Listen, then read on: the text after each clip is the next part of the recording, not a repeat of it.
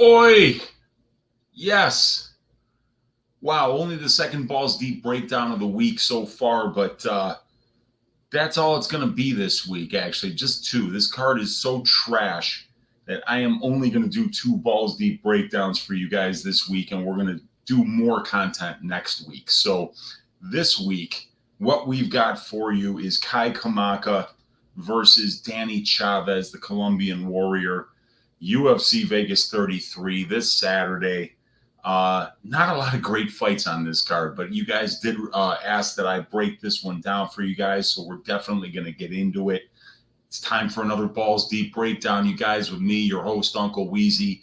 I think you saw earlier, but Smooth Jimmy's ready to go. I'm ready to go. So let's do it, man. Let's start like we always do with the tail of the tape, you guys. We got Danny Chavez, a 34-year-old featherweight, going up against a 26-year-old featherweight in Kai Kamaka. A 1-inch height advantage here for Danny Chavez. We got a 2-inch reach advantage for Mr. Kamaka. Both of these guys, orthodox fighters. And we got Chavez training out of MMA Masters and Kai Kamaka training out of the 808 Fight Factory. Both of these guys out of the United States. Kai Kamaka from Hawaii. And Danny Chavez from Southern Florida. And we got my guy Mystic Sosa up here in the room. What's up, Sosa? Thanks for joining me. We're going to break down this fight, man. There's not a lot of great fights on this card to break down, but hey, we're content creators. We got to do these things, man. So I am here for you guys to go through this.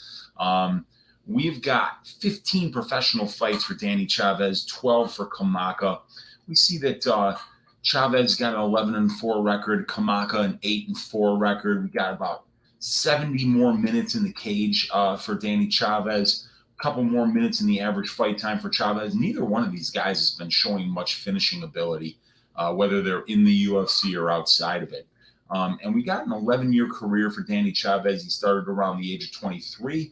And we got almost a 9-year career here for Kai Kamaka, which means he started right around the age of 18, I'm sure. So we've got 3 UFC fights for Kamaka, 2 for Chavez. We got Kamaka with a 1-2 record, Chavez with a 1-1 record. About 10 more minutes of cage time for Kamaka.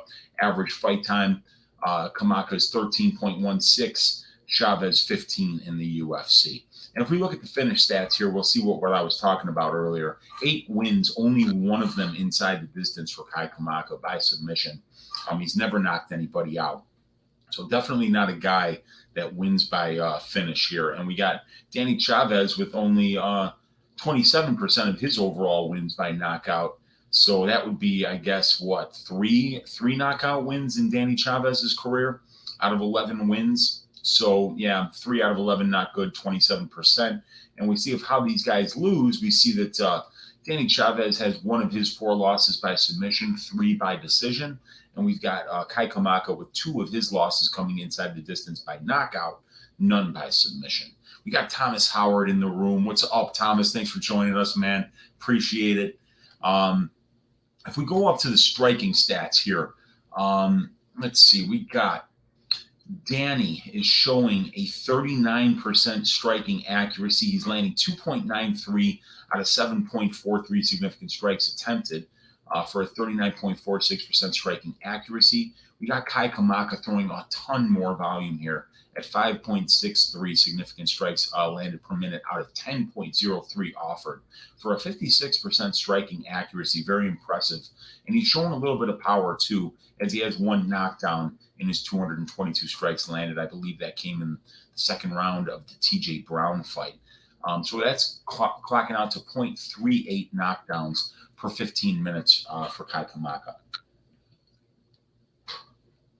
If we look at the striking defense numbers, you guys, we see that Danny Chavez is absorbing a lot more strikes than he lands. He's landing 2.93, but absorbing 4.17 per minute. So he's not only getting outlanded, he's also getting out-volumed by his opponents. And that's something I see happening here as Kai Kamaka's fights have been incredibly high volume thus far in the UFC. As we see Kai's fights, he's attempting 10.03 significant strikes a minute, and his opponents are attempting 13.61 per minute. And if we look at the 3 guys that Kamaka has fought, it's been Tony Kelly, Jonathan Pierce, and TJ Brown, all volume monsters. Jonathan Pierce in particular puts on a terrifying pace when he fights, and same thing with Tony Kelly.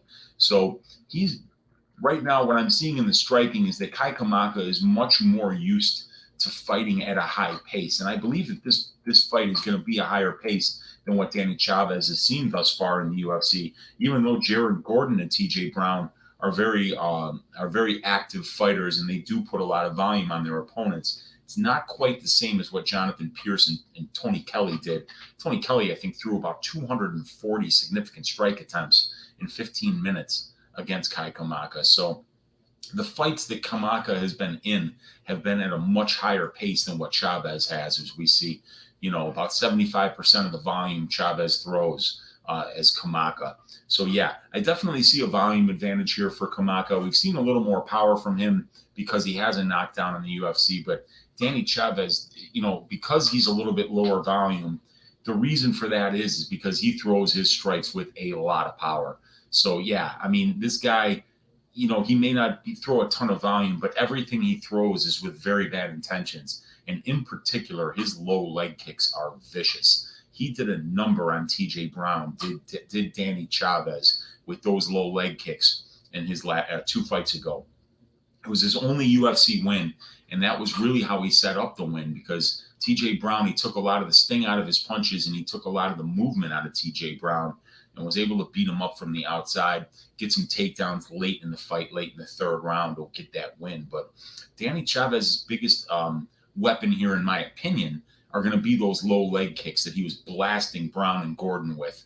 They are vicious, and when they land, they hurt. And I haven't seen Kai Kamaka absorb a lot of those lately. I don't think that's a technique that he's seen a whole ton of thus far in the UFC.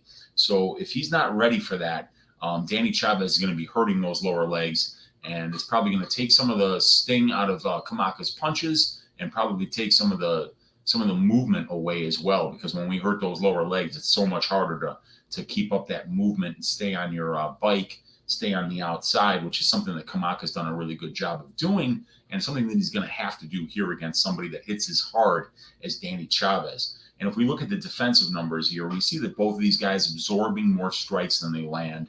2.93 landed, 4.17 absorbed, and a much higher pace here.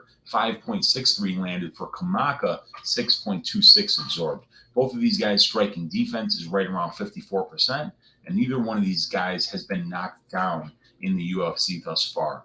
We got my man, the General, in the room here taking notes. We got my man, Nick Alexander, in the room here taking notes. Then we got the General saying hi to Nick. And then we got Nick saying what's up to General Alex. I say what's up to all of you. Thank you for joining me. Let's get into fucking grappling stats here for these two guys, because very interesting stuff here. I think the grappling is going to play a big part in this one. Danny Chavez is a black belt. I know that Kai Kamaka, in his regional scene footage against, I believe it was Michael Stack or Spencer Higa, he had just been awarded his purple belt. That was a couple of years ago. So I'm assuming maybe he's moved up and maybe he might be a brown belt by now. But if not, he's at least a purple belt. Kamaka is. Chavez is a black belt, but that we really haven't seen him use his grappling anytime. I mean, frankly, there's not a lot of footage out there on Danny Chavez, unfortunately. The guy's got 14 fights, but I think you can only watch 3, and 2 of those are in the UFC. So there's not a lot of footage on him, unfortunately. However, we do know that he's never won a fight by submission. And that, even when he has been on the ground in the UFC, he hasn't shown much from the top when he was taking down Gordon and Brown. And, he's shown good takedown defense, but we haven't seen much from the time that he has spent on his back either. So, I don't think Chavez, while he is a black belt, I think that might just be for show. We don't see him use it much in the cage is what I'm saying. I'm not saying he's not a real black belt. And then Kamaka, he does use his wrestling really well. One thing about Kamaka is he is very good all around. He gets takedowns. He's got good boxing. He's got good kicks as well. He's landed some really nice body kicks that have definitely hurt his opponents. So he's definitely well-rounded, and Chavez is too. I just see Chavez having the power advantage. I see Kamaka having the volume advantage. And when it comes to these grappling statistics, it's kind of hard to figure out who does have the advantage. because we know that Danny Chavez is training at MMA Masters. That means he's in the room, with Colby Covington, some really good wrestlers over there. Guys like Baeza is not the best wrestler, but he's got a good training partners over there. And we see that he's 5 for 5 in the UFC in his takedowns. 100%. He's getting 2.5 for 15 minutes. But what's interesting about that is 4 of those 5 takedowns came in the TJ Brown fight, and they came all in the last 2.5 minutes of the third round. So we haven't seen him use his wrestling much, other than the last half of the third round, where he had 4 takedown attempts and got them all. And then in 15 minutes, only got 1 takedown against Jared Gordon, but that was the only one that he attempted. While Kai Kamaka has gotten 7 out of 9 in his 3 fights thus far for a 78% takedown accuracy. He's getting 2.66 takedowns for 15 minutes, got 0.38 submission attempts for 15 minutes, and he's got a 28.72% control time. So if I'm looking here, I'm saying 2.5 takedown attempts for Chavez per fight, 3 takedown attempts for Kamaka per fight. So they're both getting them at a very high clip. What I do see here, though, that makes the difference is Danny Chavez has got 85% takedown defense thus far in the UFC, while Kai Kamaka has got less than 50% takedown defense. So because of that particular stat there, I'm thinking that Chavez might be the one that gets the more successful wrestling attempts, that goes to his wrestling and is successful with it more, because Kamaka has shown bad takedown defense, but Chavez hasn't. And both of these guys are accurate with their takedowns, and they're both attempting about 2.5 to 3 takedowns per fight.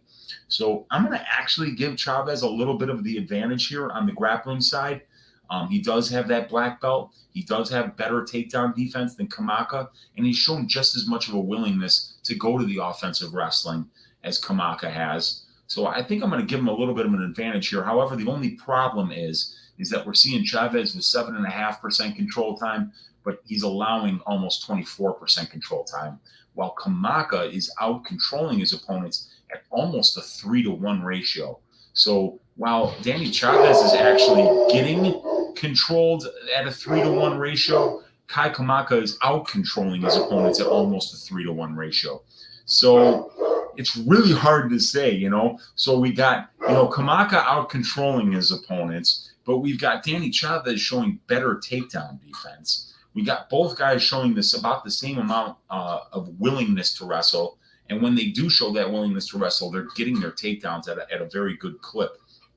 So unless Kai Kamaka picks up his takedown defense, it'll probably be Chavez being the one getting the control time in this situation. Let me just check back in here with the chat. We got Nick saying, "What's up, Weezy?" We got Tyler in the room saying, "Weezy, my guy." Tyler, you're my guy. Thanks for joining me, man. I appreciate it. And we got Mystic Sosa saying the Chris Daukaus black belt.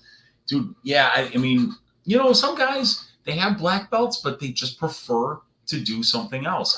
When I bet on guys, I prefer to bet on the well-rounded guys, the guys who can, go to all of their weapons equally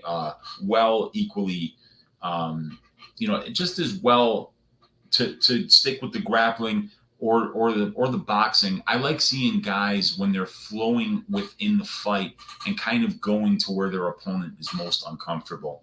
So yeah, a black belt doesn't do you much good if you never use it. But then again, if you don't have to use it, like Chris Daukaus, when you're knocking fools out in the first round every time you touch them, that black belt can kind of just stay in your back pocket. You don't need to use it that much.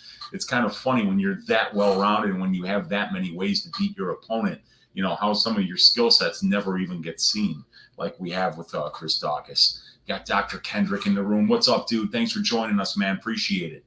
And we got K. Robbie. Let's go, Uncle Weezy, with the breakdowns. Robbie, thanks for joining me, man. It's always good to have we got 14 people in the room here. I appreciate all of you guys hanging out for a balls deep breakdown with your Uncle Weezy. Let's get into these strength of schedule stats. Let's see which one of these guys has fought tougher competition. And it's going to be a little bit of a test because while Chavez only has 2 fights and Kai Kamaka only has 3, we have a common opponent here, and it is TJ Brown. Danny Chavez got the win over TJ Brown, and Kai Kamaka lost a very, very, very close split decision to TJ Brown. So we do have a little bit of MMA math favoring Danny Chavez here, but it's not enough to, because the fight was so close, it's not enough to really hang our hat on. Now, if we go to the strength of schedule, some numbers that you're seeing right here, we see that the ratio for Danny Chavez in his 2 fights has been 1.5. For Kamaka, it's been 1. 2 total fights for Kamaka's opponents. So Kai Kamaka's on average fighting a guy with a 1-1 UFC record, while we got Danny Chavez on average fighting a guy with a 3-2 UFC record. So a little more experienced opponents and a little better win-loss record for Chavez overall. When we look at the wins, we don't have a ratio here because we can't get a ratio when the denominator is 0. But Kai Kamaka's win came over a 1-0 opponent, while Danny Chavez's win came over a 2-1 opponent after we strip out the Chavez fight. So we've got a 2 ratio here, 3 total fights. So Chavez a little bit better on the strength of schedule here, having fought the more experienced opponents and having the better ratio overall in his wins, in his losses.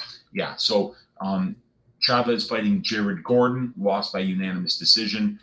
Something to note in that fight, Jared Gordon missed weight by 5 pounds. So, Chavez was just fighting somebody that was basically fighting up a weight class over him. And TJ Brown actually missed weight against Chavez too. So hopefully Kai Kamaka does not miss weight here, because it'd be a shame if Chavez had to fight 3 straight guys who didn't even make weight. Another thing to keep in mind here is that Danny Chavez's original opponent was Doo Ho Choi here. Doo Ho Choi stepped out. Kai Kamaka has taken this fight on 12 days' notice. So, we do have to keep in mind that one of Kamaka's better weapons, in my opinion, is that pace that he puts on. We need to make sure that he's been in shape, that he makes weight, that he looks good on the scales, and that he's been working out, because to take this fight on 12 days' notice against somebody that hits as hard as Chavez with those great leg kicks is a tough ask, and he's on a 2-fight losing streak here to Jonathan Pierce and TJ Brown. So he really needs this win. So taking this fight on 12 days notice is going to be difficult for Kamaka, and we got to keep that in mind when we're handicapping this fight. But Kamaka's good all around, and he keeps that good pace. We've seen that cardio from him. It's looked really good. It's looked better than Chavez's. So that is someplace where I'm willing to kind of give him an advantage. So if we look at these past fights, there's not really much on either one of these guys' records that's going to knock your socks off. I will go here to Danny Chavez, and we see that those first wins in his career were all by decision. Nelson Lopez decision, Casey Phelps decision, Steve decision, Humberto Rodriguez decision. He lost by decision to Jordan Parsons. Decision. That win over Anderson Hutchinson by split decision. That was the only fight that I got to watch of Chavez's prior to the UFC. And that was a very close fight. I actually scored that one for Hutchinson. Hutchinson controlled Chavez on the ground 2 out of 3 rounds in that fight. So that fight was back in 2015. So it's 6 years ago. So I'm sure that Chavez has kind of shored up some of those holes in his wrestling game that he had showed against that opponent, Hutchinson. But if he hasn't, there could be some paths to success here for Kamaka with his wrestling, because the takedown defense that we're seeing out of Chavez in the UFC, which is over 80%, we were not seeing that kind of takedown defense in that Hutchinson fight. Unfortunately, like I said, the tape on this guy just isn't even available. So it's hard to know, how good that takedown defense was for Chavez prior to the UFC. But, when the only stuff that I did see was in the Hutchinson fight, and it wasn't good. But he has seemed to have shored that up. And then losses against Jason Suarez, 8-1, 80 Alich, 5-1. And then we saw the knockouts come. Knockout 408 round 1, knockout 250 round 1, knockout 224 round 1. So that we didn't see the power from Chavez until 2018.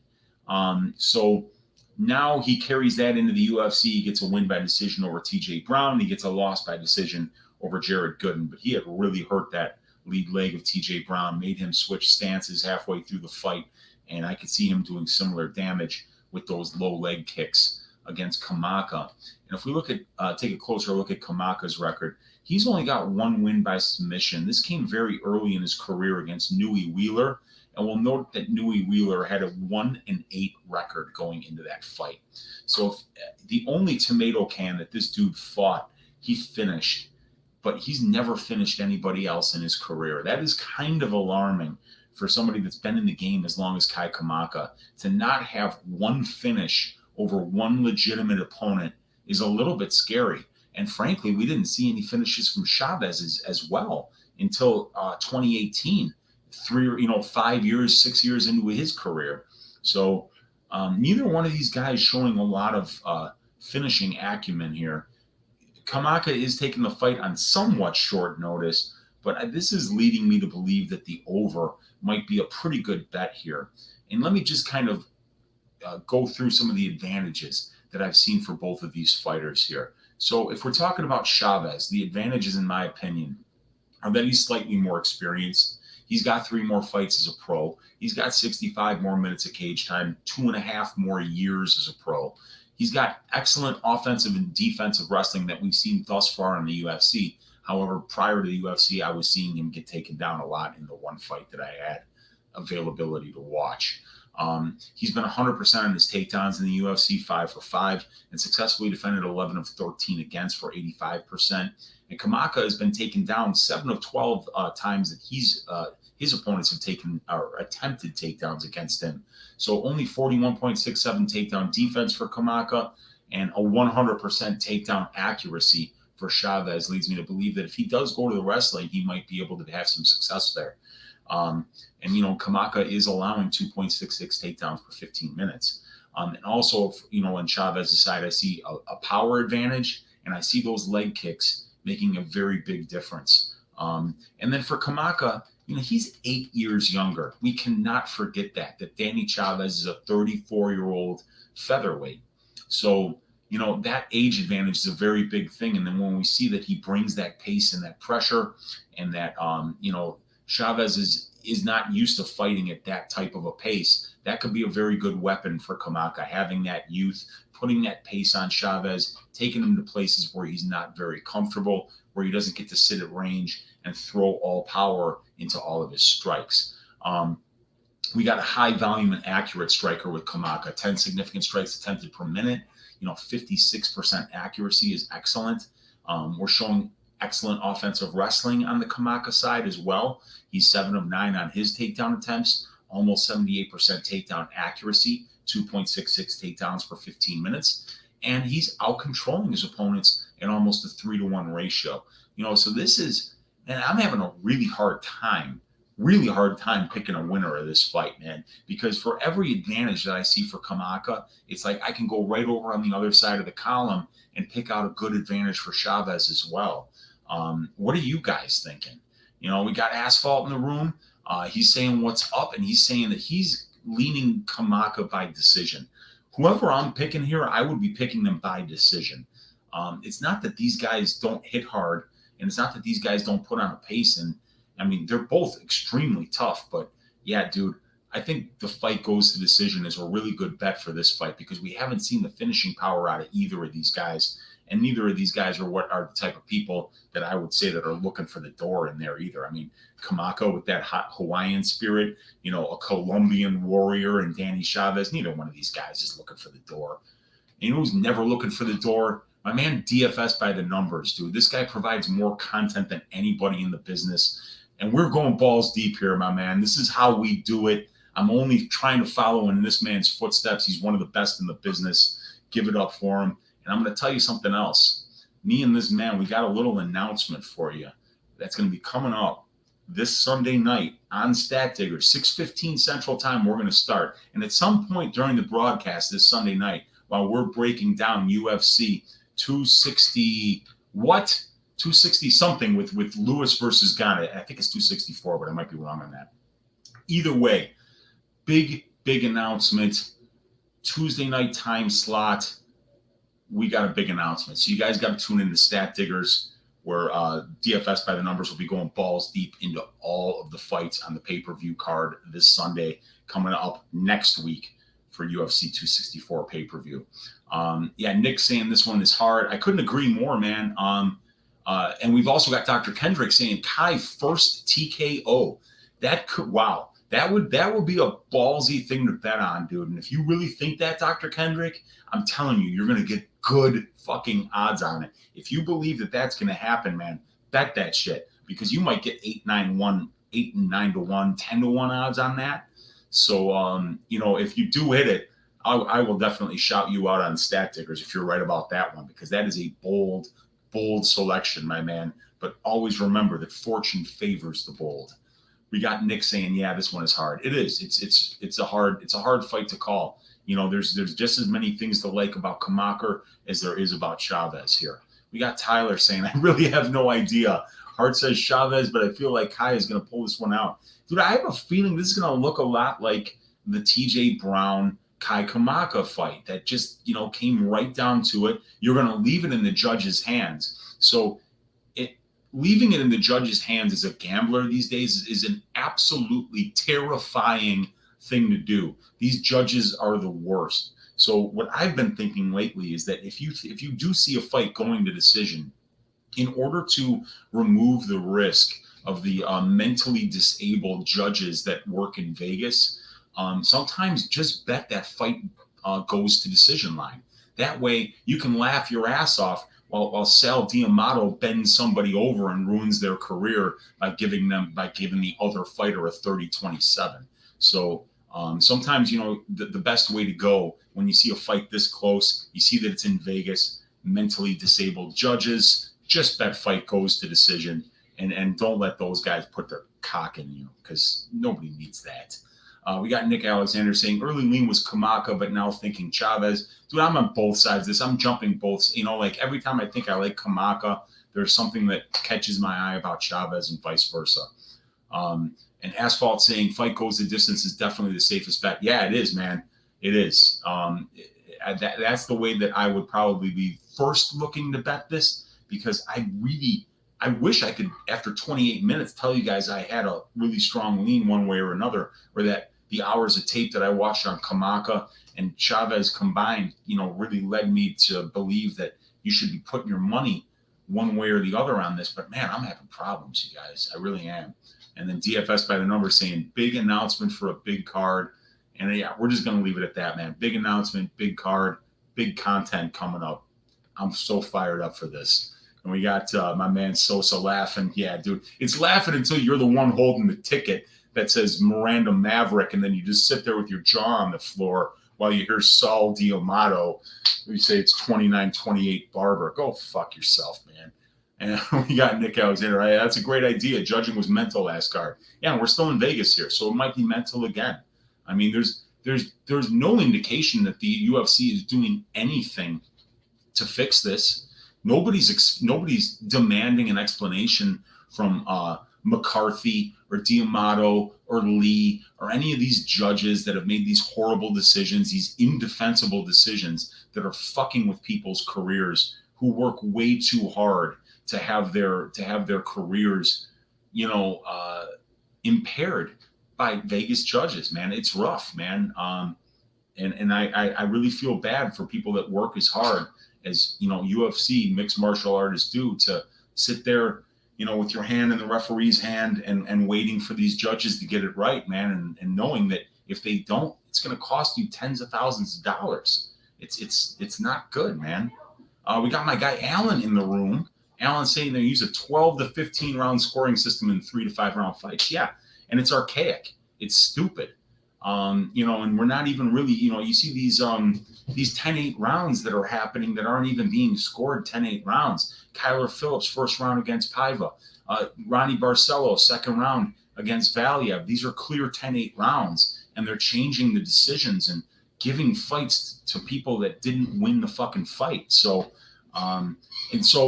we have to keep that in mind as gamblers, because we're gambling here. We're putting our hard-earned money on the line. And when we see a fight like this, a fight that's very difficult to pick, but where we've got less than 25% finish rates, if we combine the wins for these guys, sometimes it's just best to say, hey, I'm not going to let the judges fuck me, because this one's probably going to decision. So just bet the fight goes to decision. Yeah, Sosa agrees. I agree with you, Sosa. And thanks for breaking down one of the best fights on this can of a card. Yeah, man, there weren't many to choose from. And I was going to do one more, but I'd really rather just start on my content for next week at this point, because this card is just not very good. But when we look ahead to next week, dude, there's so much meat on the bone. There's so many great fights. We got a pay-per-view. We got 2 title fights. We've got some real bangers on the undercard. Michael Chiesa's making his return. Some fighters that we haven't seen in a minute. So I'm going to move on to the next card. I like to give you guys 3 balls deep breakdowns at least every week. But when it's this thin, the one I was thinking about doing next was Melsik Bagdasaryan versus Colin Anglin. But there's no tape on Bagdasaryan. There's like literally 30 seconds of tape of him prior to the UFC. I got 1 fight in the Contender Series to look at for him, 1 fight to look at in the Contender Series for Anglin. Then I got to start looking for pre-UFC tape on Anglin. And there's just not enough stats. There's not enough meat on the bone for me to be spending time breaking down these fights. So I'm already starting on the data entry for next week. And my plan is to have at least 1 balls deep breakdown for you guys for next week's card out prior to Stat Diggers on Sunday. And then just hit the content hard next week and really get at this pay-per-view card. I thank all you guys for hanging out with me tonight. But first, before we go, we got to look at these odds. And just as you would expect, I'll refresh them just so we get everything that's really up to date here. And so I'm seeing Danny Chavez right now sitting at plus 100 is the best that you can get him at. And for Kamaka, if you're on that side, the best you can get Kamaka at is a minus 115 on 5 dimes and DraftKings. So this is about as close to a pick'em as you can get without it being a dead pick'em. And the way we broke down the fight, it really looks like Vegas is getting this one right, doesn't it? I mean, we couldn't pick a side. I don't really have anybody in here with a strong lean. And it looks like Vegas is feeling kind of the same way. They have the over 2.5 at minus 200. So they're feeling the same damn way that we are about this one. I don't know if I'd even touch that. I mean, minus 200 is pretty juiced, and Danny Chavez has just enough power and just heavy enough leg kicks to where if Kamaka coming in on 12 days notice isn't able to keep up that usual pace and volume that he has in the past, that this could be a situation where maybe Chavez does get him out of there in the 3rd round. Boy, this is just looking like an absolute pass for me. One of the guys was talking about a 1st round TKO for Kamaka, but I don't even have those lines yet. Damn it. That'd be really cool to see what that was. But they're saying Chavez in round 1 plus 550, plus 775 or 850 for Chavez in round 2, and then plus 1400 for Chavez in round 3. Chavez by unanimous decision plus 400. Chavez by split majority decision plus 800. Chavez by decision minus 1. No action. Anyway, yeah, these lines are close, man. These lines are absolutely close. So, I'm not even picking a lean here. I think if you put a gun to my head, I would pick Chavez because I think he'll land the more impressive strikes. I think the fact that Kamaka's coming in on less than 2 weeks' notice is it's worth talking about at least. I think Chavez maybe lands the more impressive strikes and maybe gets the takedowns here. But, great takedown defense for Chavez, poor takedown defense that we've seen thus far from Kamaka. This is a really hard one to call, you guys. I'm probably going to be staying away from this one as a whole. That's what you have to do is when you spend this much time looking into a fight and you really can't find anything to hang your hat on, sometimes it's best to just move on. And I'm almost just kind of at this point moving on to next week. I know that's kind of like the coward's way out, but sometimes we got to keep our powder dry and not overthink things or try to find angles in fights where there really aren't any. We got Alan in the room asking, where does Strickland go if he looks good? Or so you like Hall? Well, I think Strickland wins the fight, but I think the value in the betting line is on Hall. If Strickland wins this one, he just continues to move up the ladder. He's looked really good, and I think that the fact that he's getting a main event is a big deal. And Uriah Hall is an older middleweight. Strickland's still in his prime here at 30, 31 years old. So yeah, there's a lot of room here left for Strickland. And if Hall wants to make any kind of a run, having wins in two straight main events over Anderson Silva and then Strickland, if he gets the one on Saturday, would be, he's got to go now if he wants to get up towards that title. But I think he's kind of got a long way to go, especially in the middleweight division. So, I see these guys continuing to potentially headline cards, whoever wins this fight, or at least being up on the main card of a pay-per-view from here on out. But Strickland has looked so good in his last three, that I think that if he does get a win over Hall here in a main event, that we could see him taking a big step up. And I'd love to see it because Strickland's a very exciting fighter. He's got a very underrated ground game.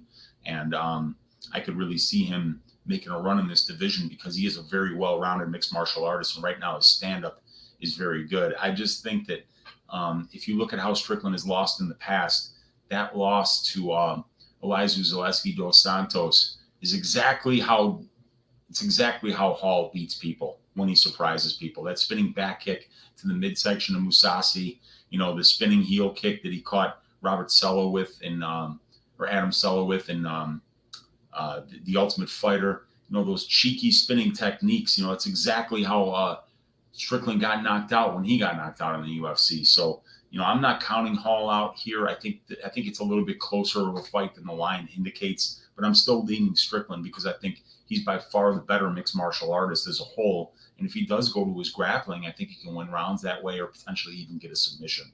But I guess the pick, I'm going to pick Chavez here, but with absolutely no confidence. The fight goes to decision is probably going to be around -180 because they got the over 2.5 around -200. So I think that's a pretty good bet. If you're looking for a way to bet this fight, the fight goes to decision would probably be the way that I would bet this.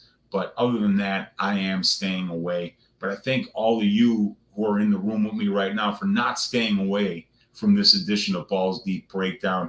God bless each and every one of you.